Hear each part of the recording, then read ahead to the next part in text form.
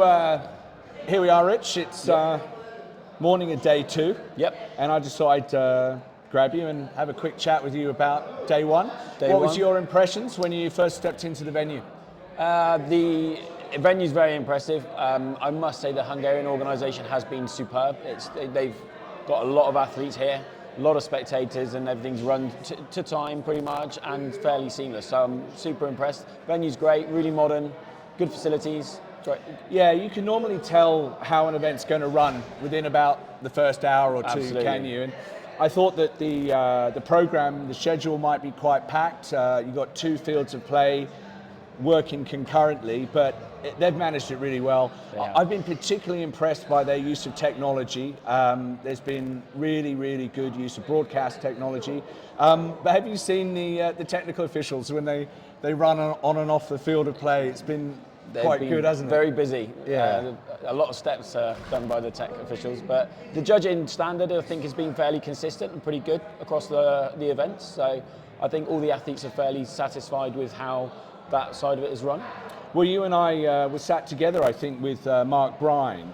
We caught the first heat this morning, yesterday morning, and we noticed something wrong, didn't we, with the Concept 2 equipment? Yep, and we raised that with the organisers, and they were very quick to rectify the faults and let the athletes redo the tests, which I think was a fair outcome. Yeah, I think they handled it very well, but it was quite obvious that there was something wrong because the ladies, I think, were the 60 to 64 age division. Yes. And they were holding a 130 split on a bike. Yeah, for 6 minutes. Yeah, for 6 minutes. Yeah. And we felt a bit bad, didn't we, in that first heat, thinking, well, okay, maybe that's us just being a bit prejudiced. But no, they did sort it out very well. But also, I thought there was some excellent behaviour from the Swedish Federation. Because in that first heat, at least, it was a Swedish athlete that benefited, wasn't it? Yeah, and the Swedish Federation raised it with the organisers as well because they felt that it had been an unfair advantage for them. So that was a good act of sportsmanship from the Swedish Federation there. Yeah, I thought they conducted themselves with a great deal of honour.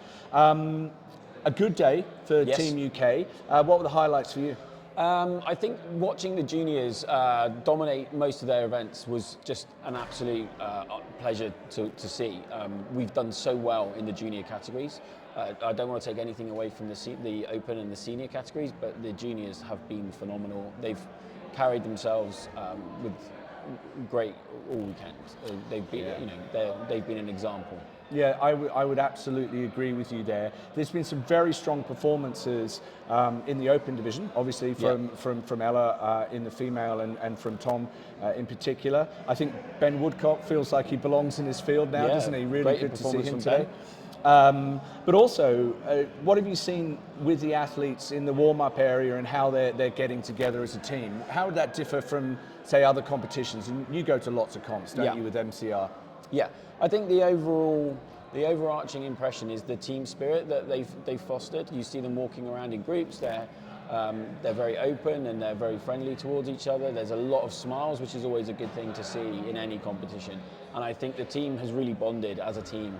I hope when we get some podium athletes today, we're going to have the whole team there in their kit, supporting those juniors on the podiums this afternoon. We know that we've definitely got some podiums. For sure. So that will be great to see the team coming together and supporting the youth as they progress through the sport. I really does make me happy when you see those athletes, the teen athletes coming out wearing the team uniform from Defiant Co. They wear it proudly. They've got their Union Jack. It is fantastic. I really like to see that. It wasn't a day without controversy, though. I think you will have noticed alongside me that the Lithuanian athletes were protesting. And without going too much into the whys and wherefores of the politics of it, what did you observe and what did you see about that? We observed a protest from the Lithuanian team. They didn't take part in the event. They stood in their lane and held up their national flag and the flag of Ukraine in a show of solidarity. There were some politically offensive statements written on T-shirts, which I don't agree should be in sport. It's not the forum for that. We are all here to compete, And it's a very difficult situation for us to navigate, but I don't think political statements on T-shirts is the correct way of doing it. Yeah, and then I would say as a balance to that, and not picking a fight, but the neutral flag regulations are what they are. They are. And it's very important that as event organisers we understand, and I'm not pointing the finger here at the IF3, because personally I think the IF3 dealt with that situation extremely creditably.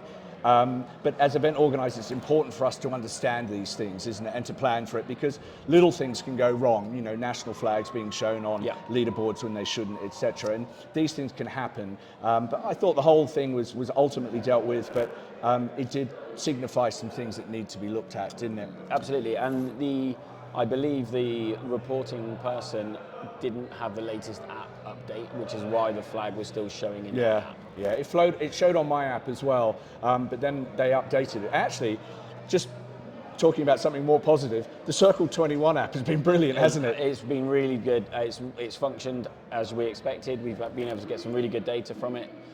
It's been a real find. Yeah, I think there's lots of really good positive things. I'm really looking forward to tomorrow, day 3. But we've got a fantastic set of competition today. We've got people well placed in podium positions. We had 6 event wins yesterday. I mean, hats off to Richard Vint with 2 event wins. Kieran McManus also had 2 event wins. Really interesting day coming up. What are you looking forward to in particular?